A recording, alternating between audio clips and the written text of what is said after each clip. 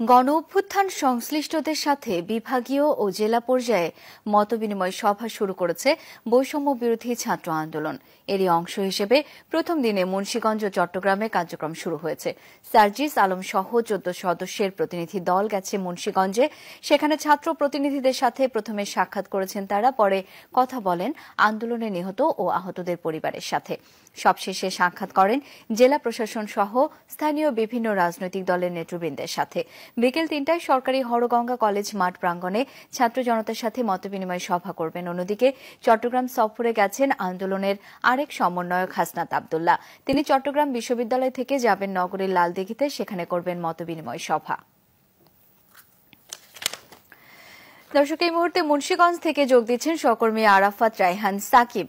সাকিব, বিকেলে তো বৈষম্য বিরোধী ছাত্র আন্দোলনের মতবিনিময়, এবং জানতে চাই তার আগে এখন আর কি কি কর্মসূচি রয়েছে?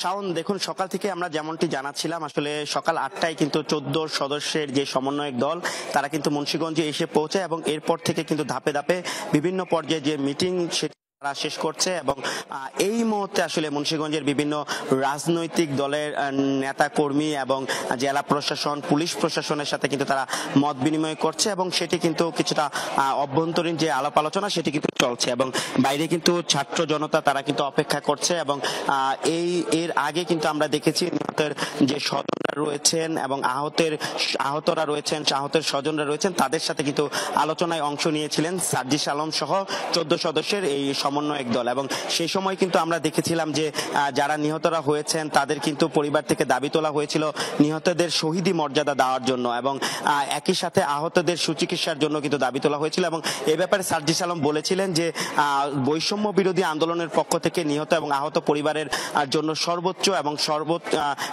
মানে সব রকমের চেষ্টাই কিন্তু তাদের পক্ষ থেকে করা হবে। এবং এর আগে সকালে কিন্তু স্থানীয় যে সমন্বয়ক দল বা সমন্বয়ক প্রতিনিধিরা রয়েছেন যারা মুন্সিগঞ্জে আন্দোলনকে সুসংগঠিত করেছিল তাদের সাথে কিন্তু আলোচনায় অংশ নিয়েছেন। অর্থাৎ ধাপে ধাপে এখন পর্যন্ত আমরা তৃতীয় আলোচনাটি দেখছি এবং তৃতীয় আলোচনায় কিন্তু জেলা প্রশাসন, পুলিশ প্রশাসনের